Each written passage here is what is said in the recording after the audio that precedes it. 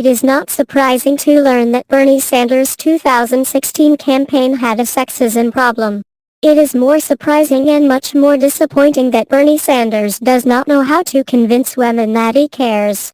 Politico and the New York Times reported this week that 24 individuals, men and women, had signed a letter calling for a meeting with Sanders about the toxic environment that developed over the course of his previous primary campaign.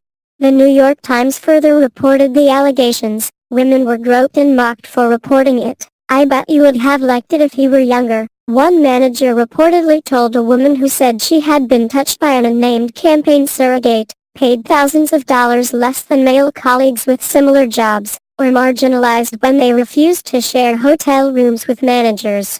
The staffers who signed the open letter have emphasized that they are asking for a meeting with Sanders in order to strengthen his potential 2020 candidacy, not tear him down.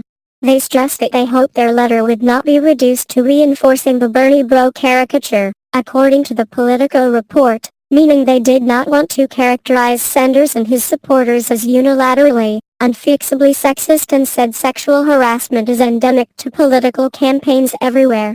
Survivors who have come forward have typically expressed their strong and continuing support for Sanders' policies. If the Times report or the open letter had been handled graciously, it could have been interpreted as a sign that a 2020 Sanders campaign would be a Me Too vanguard. That is not how it was handled. When CNN's Anderson Cooper questioned Sanders about the sexual harassment allegations, the senator avoided addressing them for several minutes, prefacing his comments about the allegations with a monologue about how his primary campaign had been a successful force for good. He denied knowing about the harassment, framing it as a distraction from his more important work. "I was a little busy running around the country trying to make the case," he said, and apologized to any woman who felt that she was not treated appropriately, rather than simply saying, point blank, that multiple women were harmed. "I didn't feel like I was not treated appropriately. I wasn't. There is no subjectiveness to this." Zoe Jordan Salisbury, former president of American University Students for Bernie. The response from survivors has been one of deep pain. "That half-hearted apology he throws in is the first any of us female staff have heard out of him in the 2 years since we brought this to his attention in early 2017, tweeted Masha Mendieta, who repeatedly has alleged that Sanders knew about the problem. "I'm not quite sure how to put into words how furious I am right now," tweeted Zoe Jordan Salisbury, the former American University Students for Bernie president who spoke to HuffPost about her experiences in November 2017. "I didn't feel like I was not treated appropriately," Salisbury told me Thursday in an email. "I wasn't.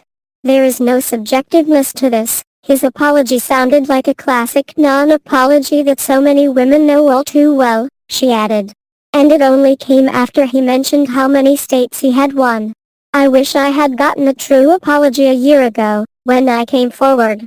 Instead I got a call from a lawyer who blamed me for being harassed. The survivors are right to protest." In one breath, Sanders minimized the allegations to a matter of hurt feelings while also implying such matters were beneath his notice.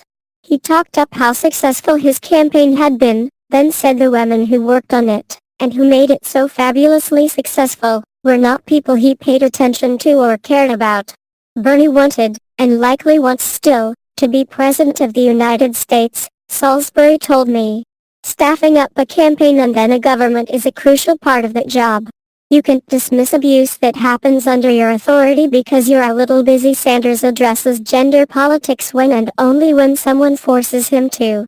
He acts like someone who does what he's been told is most feminist but ultimately doesn't get what the big deal is or why all these women are yelling. Sexual harassment and sexism are a problem in every industry and at every point on the political spectrum.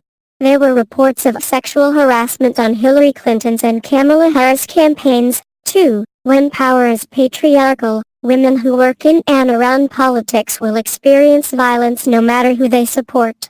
But Sanders seems unable to convince women that he takes it seriously, and that failure is on him. In fact, this has been a recurring problem for Sanders, who tends to respond dismissively, even aggressively, to anyone who presses him on issues outside his bailiwick. Gender is one of them. He has finger-wagged reporters who questioned him about the desire for a female president, and he called Planned Parenthood a part of the establishment when the organization opted not to endorse him. In response, Sanders' supporters have said he is about substance, not token gestures. He invariably votes pro-choice. He advocates for substantial paid family leave. His 2018 campaign for re-election to the Senate included strong policies against sexual harassment.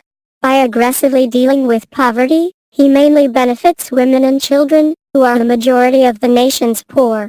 If you believe the most economically progressive candidate is the most feminist candidate, then in most scenarios, the most feminist candidate is Bernie Sanders.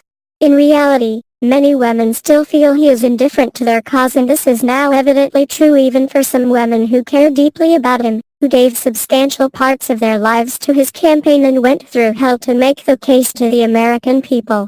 Sanders addresses gender politics when and only when someone forces him to.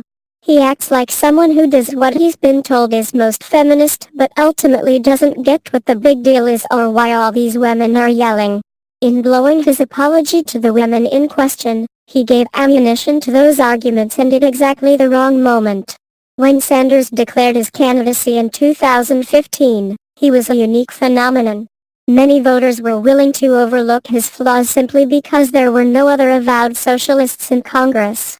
In 2018, the Sanders movement is much bigger than Sanders himself, and many of the standard bearers for the left flank of the Democratic Party are women.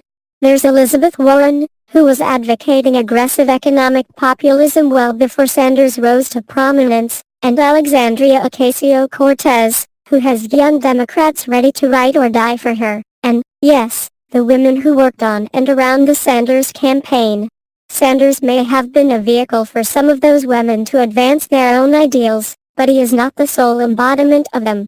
He would do well to listen to those women, and to make the changes they need. If Bernie Sanders can't speak to women about their concerns, they are more than competent to replace him and continue speaking for themselves. Sadie Doyle is the author of Trainwreck, The Women We Love to Hate, Mock and Fear, and Why.